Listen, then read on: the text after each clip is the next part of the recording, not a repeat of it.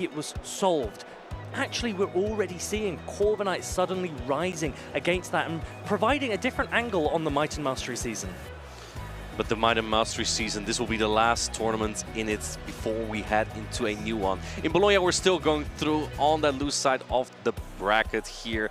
And our next matchup will be a very exciting one as well. We're going to see EU Ouden once more against Borja. He got to 3rd place in Sevilla, so that's another person winning a medal quite recently. Yeah, these are players that perhaps hadn't had as much prominence in the play Pokemon scene as they would have liked in the past, but now they are starting to get into those positions where you're learning their names, you're learning that they're picking up the odd medal here and there, but they want to take that forward and perform as well as they can. So this weekend here in Bologna, that's an opportunity for those players. I see in chat Artemis Dragon saying, yeah, buff Bastiodon, give it a psychic fast move. I'm not sure if it learns Psywave, but how cool would that be? That's a great suggestion. I don't necessarily know if that would be cool per se, but I do love my Shadow Bulky Steel type Pokemon. So if you can think of any Shadow Bulky Steel type Pokemon that I can use at NAIC, you know, give me a word, let's have a call, because I'd be more than happy to bring it. Right, let's take a look at this matchup that we have in front of here right now. EU Ouden versus Borja. We see the Shadow Malamar once more, and on Borja's side it is the non-Shadow Malamar, but it's a Malamar he's very proud of, and I think it might be because it's a Malamar with an exceptionally high attack, so it will do more Psywave damage to multiple Pokemon. I do like high attack Pokemon, and I do think that Shadow Malamar with high attack is probably the way to go if you're using a Shadow Malamar. If you want bulk, just go for the regular Malamar anyway. And let's see if Ouden can leverage this Shadow Malamar. I really like the Flame Charge Talonflame. It has so much potential if you can get it into the right place. The difficulty that I think we've noticed this weekend is that there's a lot of water coverage on most teams. It's very tough to play Talonflame into teams with 2 water types and a Drapion. Drapion pacing really fast with that Aqua Tail. I heard Marcus and Abi being very divided on the Talonflame moveset. Either Abi preferring Brave Bird, Marcus preferring Flame Charge. What's your opinion on this? Generally, if it's between Abi and Marcus, you side with Marcus. Yeah, okay? Because, yeah, Marcus, he is a regional champion, usually knows what he's doing, unless he's behind the desk. But Flame Charge on Talonflame has been so strong for so many Pokemon, and I think that, for so many players, and I think that it has a real opportunity, particularly into a team like this. You've got the Diggersby, you've got the Jumpluff, and even Lapras. If it's slightly slow going into a Talonflame, Talonflame will have the advantage. Talonflame is a Pokemon that's very flexible. Not against Feraligatr though. Chad, let us know who you think is going to win this match here. Again, EU Ouden versus Borja. 2 medal winners this season already, veterans in the circuit. And yeah, I'm kind of hoping to see someone make that Shadow Malamar work. It's not been very successful today yet. Yeah, and EU Ouden, he's also actually going to NAIC. Also going? He was at EUIC. He unfortunately didn't get to play. I think he forgot his phone password or something. But Ouden is a player that really wants to succeed, and he works so hard to do so. And it would be nice to see if he can have some success this weekend. Well, we're about to find out. EU Ouden on the left with the Azumarill lead into the Malamar from Borja. This is a tremendous lead for EU Ouden. Let's see if Borja stays in to build up energy or swap out. Looks like he is staying in for a little bit. And this is the thing, if you are the Azumarill, you're like, when are they going to try and catch the charge tech on their backline Pokemon? It is a game of chicken almost. The Malamar putting in so much pressure with the Psywaves alone. I'm really liking that Ouden recognizes I can save that energy and come in with Cradley, and I will throw on maybe charge attack priority. It might have just been after the Sparkling Aria, so this Sparkling Aria will land at full power, and now the Cradley is there available to throw the Rock Tomb. Looks like it was not charge attack priority, but the Rock Tomb comes in immediately. And also do note, this is a Lapras without Ice Beam, so it can't deal super effective damage back into the Cradley. Yeah, and now, Lapras and Cradley, they're actually so close in attack stat that some Lapras can actually overtake a Cradley in charge attack priority. Generally speaking, though, most players will go for bulk on both sides. So this next Sparkling Aria is going to land, but it's not going to be enough to take out the Cradley. Rock Tomb now coming through. Borja's going to let this go. Borja not going for the switch advantage. Fine with the Malamar being aligned to the Azumarill, or perhaps has different plans.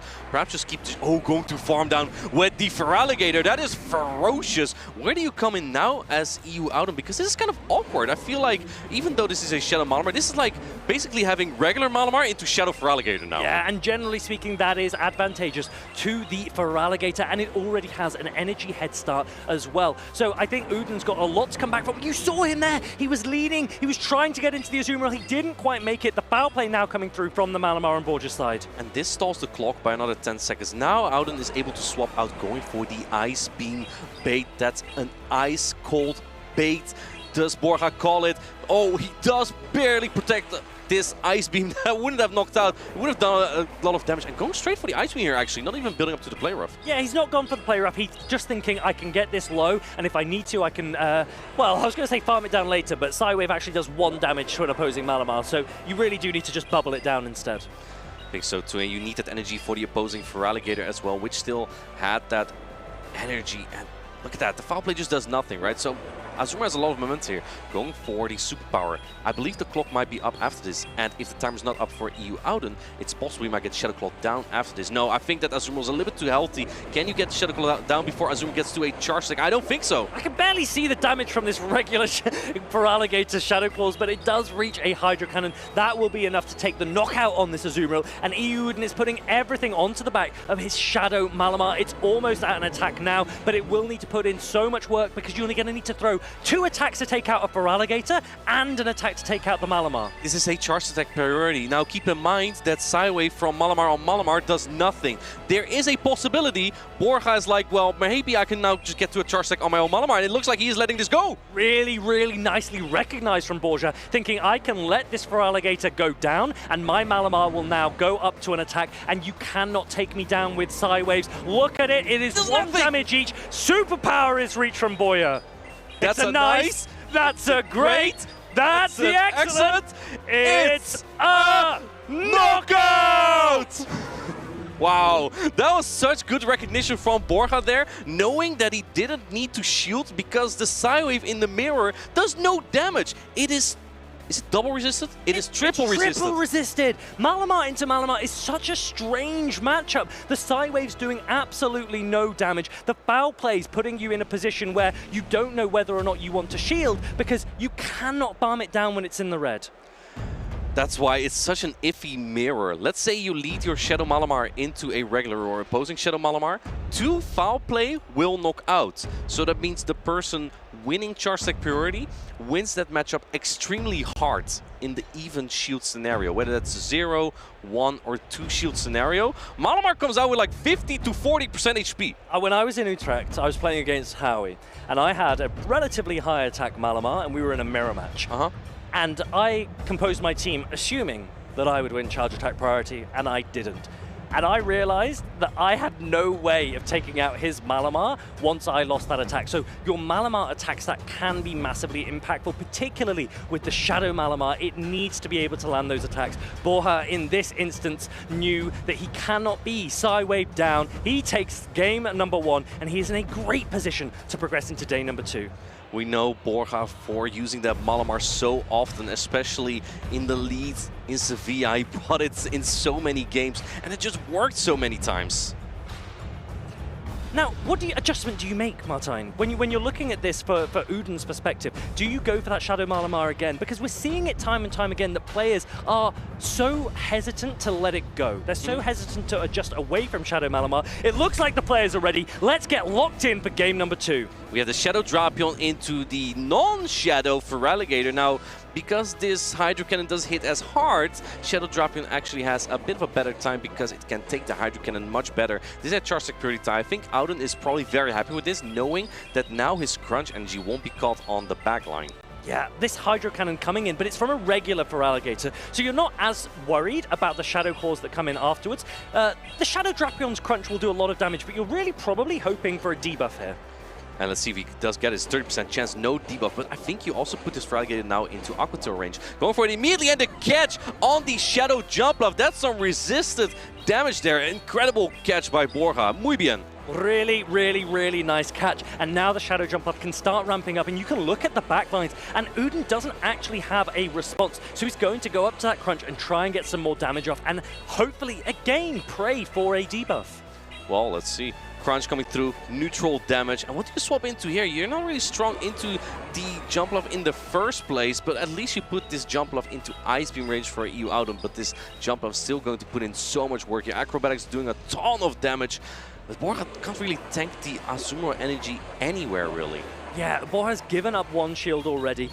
He might be reluctant to give up another shield, so instead, just put in as much damage as possible against this Azumarill. Uden correctly calls the aerial ace bait, and now Borja comes in and tries to snipe with a Feraligatr Hydro Cannon, but we know that this isn't going to knock out, so there's no shield going up. Borja is trying to pressure Auden so hard with all these charge attacks, and preserving that jump bluff might be a little bit problematic for the Malamar of EU Auden later. Going for the Ice Beam here, but this allows Borja to get a farm down with one of his other Pokemon now.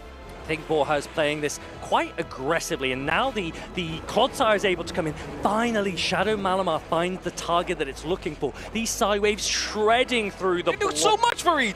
It's tons of damage, and also bear in mind, Borja has Stone Edge, which is ever so slightly slower to reach than Sludge Bomb, so Uden can safely shield knowing he will be outpacing to his attacks. I think at this point, can you even get a Psywave down with shields up? Looks like Borja no shooting this, knowing it won't knock out and will be able to get to another charge stack. Perhaps putting it then all on the jump bluff. The timer is up, going for another foul play just right before the Stone Edge here to force a shield. No shield here! Borja's putting everything on the jump bluff. Marto must be proud. Yeah, Borja recognizes that Clodsire didn't get as much value as he would have liked. This Malamar still has a ton of health available. Aerial Ace is reached by Borja. Can Uden shield this? Yes, he can. And will he now start to put pressure on Borja's jump bluff as well? I think the jump bluff will outpace to another attack though, so I believe that Auden needs to get a catch somewhere. You have to shoot this as Borja, you're running out of options, and then it's going to be a race. Is EU Auden able to make a catch here, or is he going to be hit by the aerial ace? Let's see.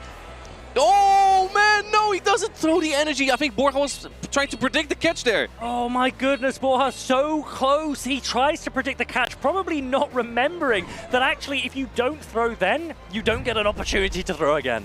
Mala magnificent. Thank you, Rice. That's that was a great Malamar play there from Auden there, finally putting that Shadow Malamar to work. And man, Clodsire's HP, you hardly ever see it melt that quickly. That Pokemon is so bulky. Finally we are seeing a Shadow Malamar really have play and have merit. And now you at home, you can see that there is a lot of potency when you get that extra damage potential. Right, so how are these players going to adapt in the next game here? I think from EU Auden, the jump bluff is tough to answer. You cannot really bring Talonflame when Borja has those oppressive water-type Pokemon and even a Clodsire with Stone Edge. How would you deal with that jump bluff? Do you bring the Cradily again? I think it's tricky because you also are assuming that Borja continues to lean into that Shadow jump bluff. And so maybe you have to make a call as to whether or not that is a line that Borja wants to continue to use. We saw that Clodsire, so Borja's clearly targeting something with it. And maybe he didn't get the value he wanted in that game, but he'll try again for game number 3. Yeah, I think he was trying to aim to get the Clodsire on that Cradily and even into Shadow Malamar. I'm not exactly how much an Earthquake will do to Shadow Malamar, but I can imagine it's quite fragile that an Earthquake with Poison Stings will either knock it out or put it really low. Yeah, so if you were Uden now, what adjustments would you be considering making? It's going to be a difficult one. I think Auden will always bring that Shadow Drapion. When there's no Mudslapper on the side of Borja, it is so safe to bring, even into Pokemon like Clodsire and Diggersby. And Borja probably... Yeah, what do you bring as Borja? Probably, he really likes that Malamar, right? So that's probably where you start off from. Yeah. I mean, if I were Uden, I would consider Cradily here. And I think that Cradily would have a ton of play because we keep seeing that Feraligatr from Borja as well. But Uden seems to love the Shadow Malamar. I wouldn't be surprised if he continues to try and force it here. I don't necessarily know if it's the right play because I do think you need some bulk when you deal with anyone that's running Shadow Jump Bluff. But these players, they are primed. They need to win. This is the loser side of the bracket. We are ready. It's game number 3. Shadow Drapion into Lapras. You think this is a good matchup for the Drapion because you resist Psywave, but actually this is not that bad of a matchup for the Lapras because Sparkling Area is a very efficient charge stack, going to chunk a lot on the Drapion, and the Psywave still chunk quite a bit that it almost looks like they're not resisted at all. Yeah, Lapras is hugely bulky. One Sparkling Aria really puts pressure onto that Shadow Drapion. But there is a catch. That is perfect for Uden. That is some of the momentum that he really needs. Borja throwing this Sparkling Aria, he now has a choice. Do I continue to load up or do I switch out? So we might see him lean for that Skull Bash. He does have a way of hitting back against this Azumarill. If it wouldn't make a loud noise into the microphone, I would be clapping right now, because that is an incredible catch where you also preserve the Drapion's energy that will be useful later on anything in the back. Even if there will be a Diggersby and a Clodsire, Aqua would still be so good there. It looks like Borja's just fine staying in this matchup. Even if it's a Skull Bash, the player gets really close to knocking out here. He's letting it go, though. Yeah, I think Uden is very comfortable with this position. Really happy to see most of that Lapras go down. Lapras is not going to throw the attack. He's going to bank it. I really like this. Aggressively now coming in with that regular Feraligatr. This is a great play from Borja, letting the player off go, knowing that the energy from Drapion would do more damage. And we see Auden has that Malamar again. This is a charge priority tie. Do you let this go as Auden? You might actually hang on on the Feraligatr, but and he does let it go. Drapion does hang on. It's interesting because if you land this crunch, you take out the Feraligatr, but if you get shielded, then you're probably going to get Shadow Clawed down. Borja recognizes that, the shield goes up, and now the Feraligatr can re-farm up to throw energy into something in the endgame. That's 4 Shadow Claw. Feraligatr comes out with a full Hydro Cannon, and I'm pretty sure you will get to 2 Hydro Cannon on that Shadow Malamar. Auden is in a really tough spot here, and Borja's Feraligatr is hungry, man. I really think if Cradley was brought by Uden, he would be in such a good position. Now you're coming into a Feraligatr that's already loaded. You're giving up a shield before you've gained any energy, and that is not what Malamar wants to see. Here comes the Jumpluff. Uden, he has shown that he can catch. Can he make another one? He might have to if he wants to call this back. Borja is in a commanding position in this game number 3. Well, actually, in the previous game, he showed he can also not catch and win the game. So that's all still a possibility, but I think this time he do have to, and he does make the catch on the aerial ace, though. So this allows Borja to undercharge, hit less bubbles, and get a Fairy Wind down. But really nice catch. Nonetheless, Uden showing he has everything, but he doesn't have anywhere near an Ice Beam, and that means there is a ton of farm. Whoa! We know what that means. Shadow Jumpluff is stacked. Here comes the first Acrobatics. Acrobatics coming through. Is Auden going to shield this? He has to make a call. Acrobatics going through. Boom! Down goes Shadow Malamar. I think even a regular Malamar doesn't want to see that Shadow Acrobatics. Borja wins game number 3, and he progresses into day 2 here at the Bolonia Special Championships. That undercharge was a beauty for Reed. He got like 6 Fairy Winds after that, and the Azumarill barely couldn't get to an Ice Beam. It was absolute perfection. If he didn't get that farm down, the Malamar perhaps could have gone to multiple foul play to win the game. And this is the thing, even when someone makes a catch against you, if you are a Jumpluff and life gives you lemons, just charge up to an Acrobatics. And it is a great opportunity because this is ultimately the Jumpluff show once again. And lemons are delicious. Lemons are delicious, yes. Or lots of other chocolate bars that Martijn was putting in his pockets earlier, from what I saw. Uden steps in, come on, not just... We look at the... is Shadow Drapion is not good enough against Shadow Jumpluff, in my mind, to really be considered an answer. You have to be shielding its attacks anyway.